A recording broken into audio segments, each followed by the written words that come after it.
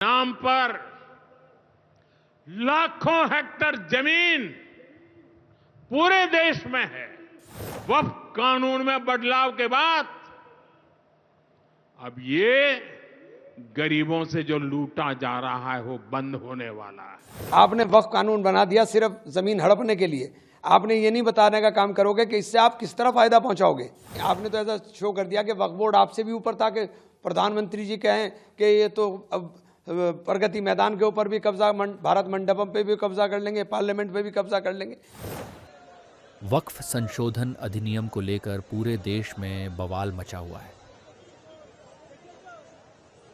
पश्चिम बंगाल से हिंसा की तस्वीरें सामने आ रही हैं तो विपक्षी दल भी खुलकर इसका विरोध कर रहे हैं।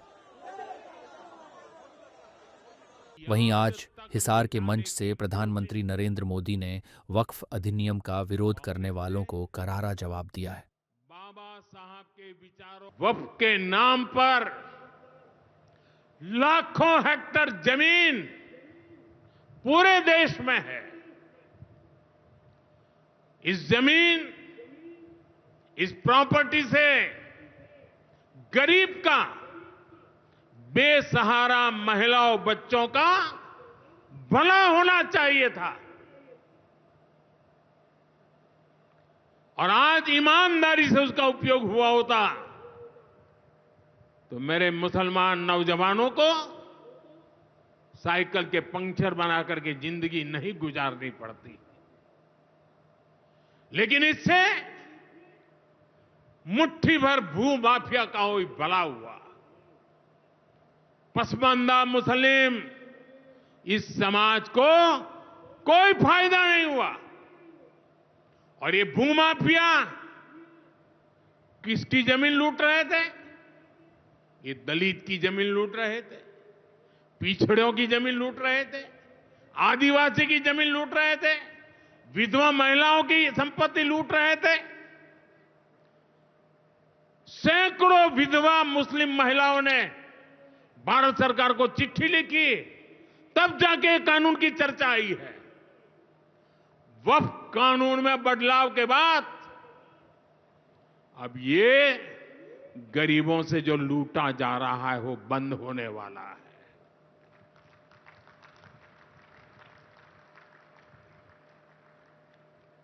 और सबसे बड़ी बात, हमने एक बहुत बड़ा जिम्मेदारीपूर्ण महत्वपूर्ण काम किया है। हमने इस वक्फ कानून में एक और प्रावधान किया है। अब नए कानून के तहत, वक्फ के कानून के तहत किसी भी आदिवासी की जमीन को हिंदुस्तान के किसी भी कोने में आदिवासी की जमीन को, उसके घर को, उसकी संपत्ति को ये वक्फ बोर्ड हाथ भी नहीं लगा पाएगा। लेकिन इस बीच कांग्रेस नेता इमरान मसूद ने पीएम मोदी के बयान का जमकर इसका विरोध किया। क्या कुछ कहा, सुनिए। पिछले 10 साल से आपकी सरकार, प्रदेशों में आपकी सरकार, आपने कितने वक्फ के भूमाफियाओं को जेल भेजा, कितनों के खिलाफ आपने कार्रवाई की, और कौन वो भूमाफिया आपने चिन्हित करने का काम किया। आपने तो भूमाफियाओं को खुली छूट दे दी इस कानून के अंदर। आपने सजा के प्रावधान को हटा दिया, आपने लिमिटेशन एक्ट हटा दिया, जिससे वो लोग जो कब्जा धारक लोग हैं वो एडवर्स पोजीशन में सुप्रीम कोर्ट में चले जाएं। तो जो आप कह रहे हो उल्टा, ठीक उसके उल्टा आप कानून में कर रहे हो। तो आपके कहने में और करने में, दोनों में बहुत फर्क है। दूसरा, उन्होंने अभी ये भी कहा है कि मुस्लिम कांग्रेस जो है वो तुष्टीकरण की राजनीति करती है। मुस्लिम समुदाय को कोई फायदा नहीं पहुंचाया आज तक, उनको शिक्षा से वंचित रखा, उनको गरीब रखा, उनको कुरीतियों में बढ़ाया। आपकी 10 साल की सरकार ने अलीगढ़ मुस्लिम यूनिवर्सिटी का फंड लगातार घटा दिया क्योंकि उसके पीछे मुस्लिम लगा हुआ है। आपकी 10 साल की सरकार ने अल्पसंख्यकों को मिलने वाली छात्रवृत्ति को खत्म करने का काम कर दिया। आपकी 12 साल की सरकार, 11 साल की सरकार ने जो मदरसे हैं उनको लगातार बंद करने का काम कर दिया। तो आप कर कुछ रहे हो, बता कुछ रहे हो। आप ये बताइए कि पसमानदा मुसलमान की आप बात करें तो पसमानदा मुसलमान के बच्चों की छात्रवृत्ति क्यों बंद की? क्या आप दोबारा शुरू करेंगे? देने का काम करेंगे।